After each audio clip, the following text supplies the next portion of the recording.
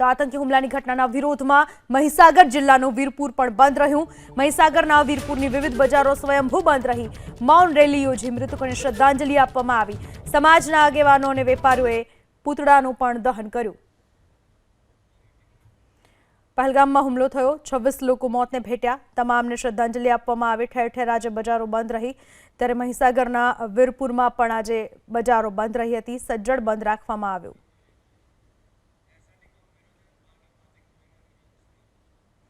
તો આતંકી હુમલાની ઘટનાના વિરોધમાં મહીસાગર જિલ્લાનું વીરપુર પણ બંધ રહ્યું। મહીસાગરના વીરપુરની વિવિધ બજારો સ્વયંભૂ બંધ રહી। મૌન રેલી યોજી મૃતકોને શ્રદ્ધાંજલિ આપવામાં આવી।